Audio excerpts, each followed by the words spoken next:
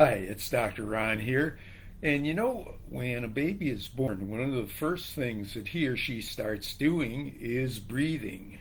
And shortly thereafter, uh, the child begins sleeping and spends a good part of the early part of his or her life doing sleeping without a whole lot of difficulty, assuming we've got a healthy baby. Over time, however, some people develop breathing difficulties, have to get medical attention for it, and some people develop either physical or emotionally based sleep difficulties. Now, most of us learn to function with whatever amount of sleep uh, we wind up having. I know at various times in my life I slept much less than I should be. Uh, I used to kind of figure it out that if I could get 4.5 hours of sleep during the night, I could function. I would have preferred 5.5 and usually aimed for it, but could do it with 4.5. Somewhere along the line, I started reading the literature on it and decided that wasn't a really healthy way to go if I wanted to maintain my health and maintain my life for as long as I possibly could. Uh, Over time, I found that part of the reason that I could sleep 4.5 or 5 hours is the fact that I can usually if I don't set an alarm or something like that, then I'll usually uh, wake up naturally in the 6.5 to 7 hour range.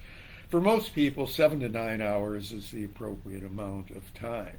In order to function effectively, to have appropriate health, and even to enable the brain to function effectively. Um, Maximum sleep or your required amount of sleep is important for physical health, for emotional health, and for the health of your brain. The average person requires 7 to 9 hours of sleep a night.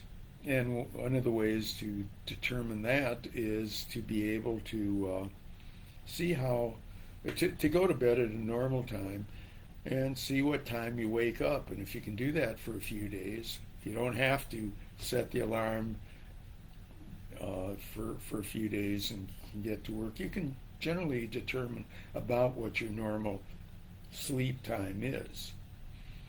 And then that's what you should be aiming for.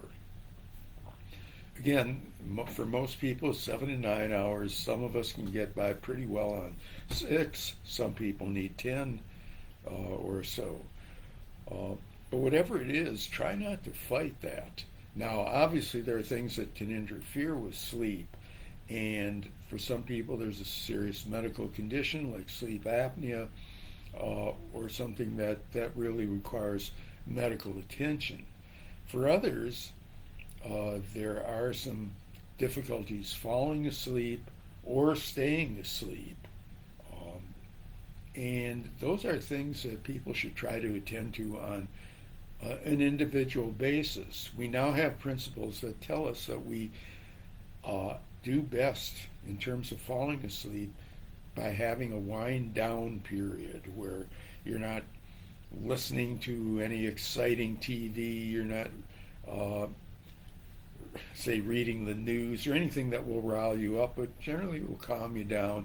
Then have a routine, dim the lights, and eventually fall asleep without having your phone um, set so that it pings and wakes you during the night and so on.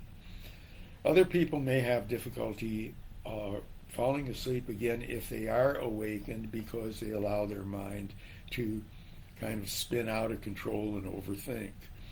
Learning meditation, uh, finding boring tasks to do, if that happens, can enhance the ability to fall asleep uh, once again.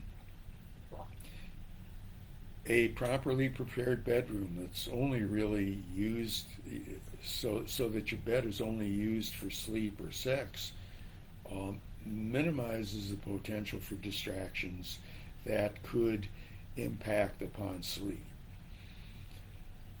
The major message that I want to get across is the fact that sleep is something you should be serious about, despite the fact that it's one of the early learned skills, uh, and maybe we shouldn't even call it a skill, but that doesn't make it any easier to maintain it once our heads start getting filled with all kinds of worries, overthinking, uh, behavior patterns, and electronics.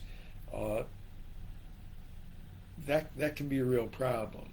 The important thing to be aware of is that sleep is needed. It's necessary. We got to be able to be serious about it because that enables us to function most effectively, even if we can function less effectively with less sleep, and it enables us to stay healthier and to live longer.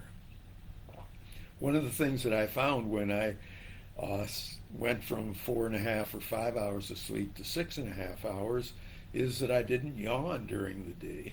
You know, I didn't have this kind of slump that I was getting a lot of times, like right after lunch.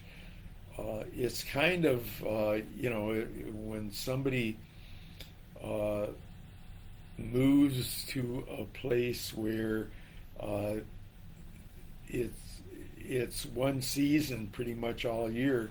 Uh, it's something to be aware of that. Hey, you may not have to wear extra clothes during the winter or something like that. It's important to kind of be aware of the fact that there are other ways of doing it, even if you can get by with minimal sleep. Um, Everybody has to develop their own pattern, but the key principle of having a wind down period, allowing yourself enough time, trying to get to bed at the same time uh, on as regular a basis as possible, and be willing to consult with your medical professional if it doesn't work, are all important. Because just like healthy eating, just like exercise, uh, just like staying socially connected, sleep is an important part of your development as a person. It was important when you were a baby. It's important now. Uh, Take it seriously. It's been Dr. Ron Kaiser. Looking forward to speaking with you again. Hope you enjoy a nice, restful night of sleep.